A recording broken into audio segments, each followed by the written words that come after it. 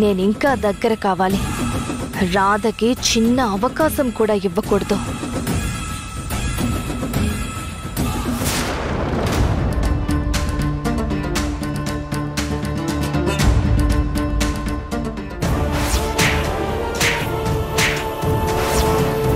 చిన్న చిన్న విషయాల్లోనే నేను ఎంత జాగ్రత్తగా ఉంటాను మీ అందరికీ తెలుసు.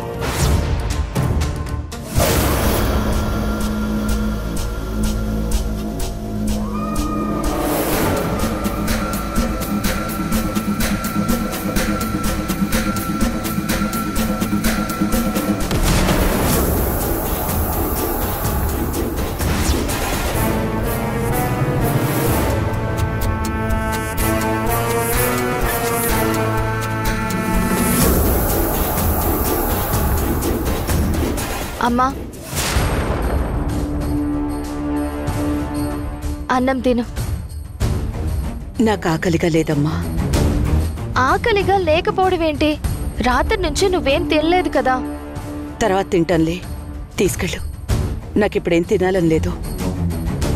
తినాలని లేకపోవడం ఏంటమ్మా? ఇప్పుడు నాన్నకి బాగానే ఉంది కదా, స్ప్రోలో కూడా వచ్చారు. ఇంకెందుకు టెన్షన్? ఏంటే? చూడ్డానమ్మా, అమ్మ అన్నం తినమంటుంటే తినడం లేదు. రాత్రి నుంచి ఏమీ తినకుండా ఇలాగే కూర్చునుంది. అవును, ఎందుకు తినడం లేదు? పస్తులుండి నీ ఆరోగ్యం పాడు చేసుకుంటావా?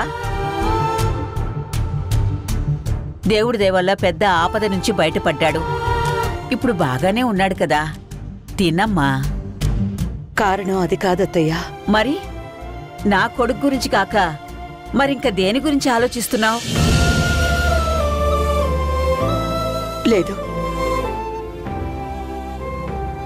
మనసులో ఏదో తెలియని డిస్టర్బెన్స్, ఏదో దిగులు, వేదన. రాత్రంతా నిద్ర పట్టలేదు. అసలు ఆకలే తెలియడం లేదత్తయ్యా. ఇంకా తినాలనేమనిపిస్తుంది.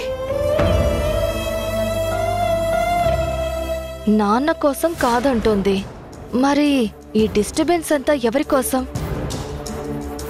రాధ మీద కోపం వచ్చుండొచ్చు, కానీ ఇంకా ఇష్టం పోలేదు.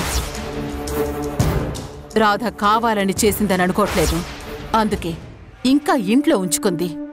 ఆ కోపం పోయిందనుకో, మళ్ళీ ఇద్దరూ ఒక్కటైపోతారు. భ్రమరాంబ చెప్పింది నిజమే. అమ్మ రాధ గురించే ఆలోచిస్తోంది. తన మీద కోపంగా ఉన్నా తనని దూరంగా ఉంచడాన్ని తట్టుకోలేకపోతోంది. ఇలా అయితే కష్టమే. అసలు రాధ గురించి ఆలోచనే రాకుండా చెయ్యాలి. అమ్మా, నాన్నకి ఇలా జరగడం వల్లే నువ్వు డిస్టర్బ్ అయ్యావు అంతే. వేరే కారణం ఏమీ లేదు. కొంచెం అన్నం తిని రెస్ట్ తీసుకుంటే అంతా సర్దుకుంటుంది. మీ బాధకి కారణం ఏంటో నాకు తెలుస్తుంది మేడం, కానీ మీ దగ్గరకొచ్చి ఓదార్చలేని పరిస్థితి నాది. ఇప్పుడు నేనే వచ్చి అన్నం తినమని చెప్పినా నా మీద కోపంతో తినరు. కానీ మీరు ఆకలితో ఉండకూడదు. ఏదో ఒకటి చేసి మీతో అన్నం తినిపించాలి.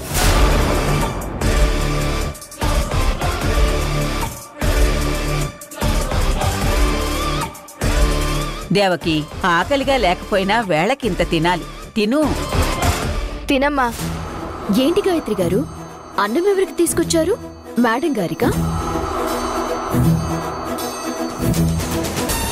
ఇందాక నేనే తీసుకొచ్చి పెడదామనుకున్నాను, కానీ మేడం నా మీద కోపంగా ఉన్నారు కదా, నేను తెస్తే తినరని తీసుకురాలేదు. నీ చేత్తో మంచినీళ్ళు కూడా తాక్కూడదే. ఇక అన్నం తినడం కూడానా? నేను అదే చెప్తున్నాను బామ్మగారు, అందుకని తీసుకురాలేదు. లేకపోతే మేడం గారు రాత్రి నుంచి ఏమీ తినలేదని తెలుసు కూడా ఊరుకుంటానా? బలవంతంగానైనా 4 ముద్దలు తినిపించుండేదాన్ని కదా.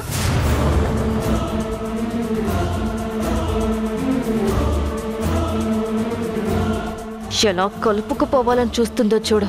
భ్రమరాంబ చెప్పినట్టు దీన్ని వదిలితే కష్టమే. పోనీలే, మీరైనా అన్నం తీసుకొచ్చారు, చూస్తారేంటి? ఇవ్వండి. ఇప్పటికే చాలా ఆలస్యమైంది. అలా అంటారు కానీ మేడం ఆకలికి ఉండలేరు. నాకు తెలుసు కదా. ఇటువంటి నువ్వేం చెప్పక్కర్లేదు. మా అమ్మకి నేనే తినిపిస్తాను. అమ్మా తినమ్మా.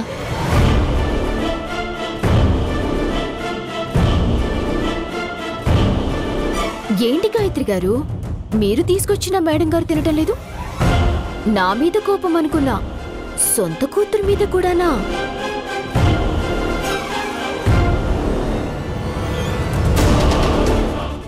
నా మనవరాల మీద ఎందుకే కోపం? ఇదేమన్నా నీలాగా చెడిపోయిన మందులు ఇచ్చిందా? అయినా నా మనవరాలు తీసుకొస్తే నా కోడలు ఎందుకు తినదు? నువ్వు చేసిన పనికి మనసు పాడైపోయి ఆకలి చచ్చిపోయింది అంతే. దేవకి, ఇప్పుడు నువ్వు అన్నం తినాలి.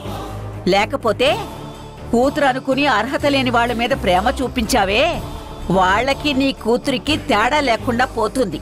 తినమ్మా. తినమ్మా.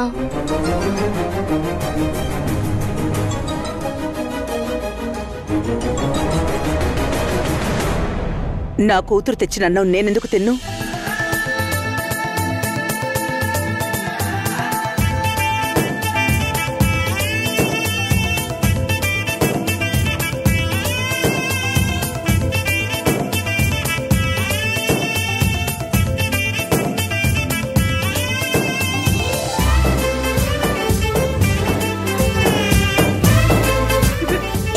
అమ్మా అమ్మా మంచినీళ్ళు తాగు.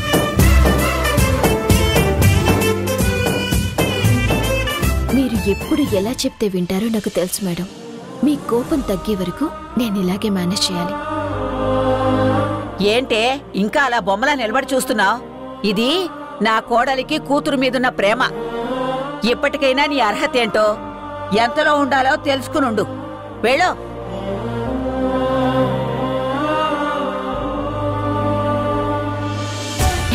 మనోహర్, మనోహర్, ఆగు రాధా. ఏమైంది ఏమైంది? ఆగు. నేను చాలా హ్యాపీగా ఉన్నాను. హ్యాపీగా ఉన్నావని తెలుస్తుంది, అదెందుకో ముందు చెప్పు.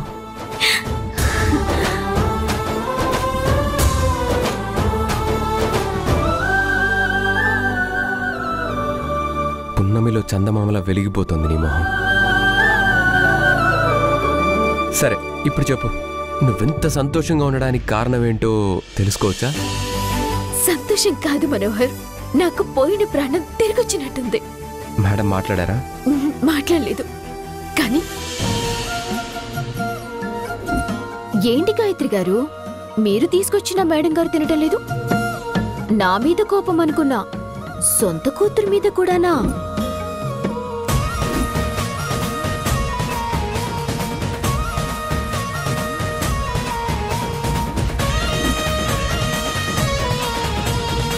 సార్ కలా జరిగినప్పటి నుంచి గత 24 గంటలుగా మేడం పచ్చి మంచినీళ్ళు కూడా తాగలేదు.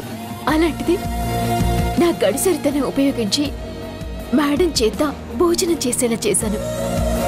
అందుకు నాకు చాలా సంతోషంగా ఉంది.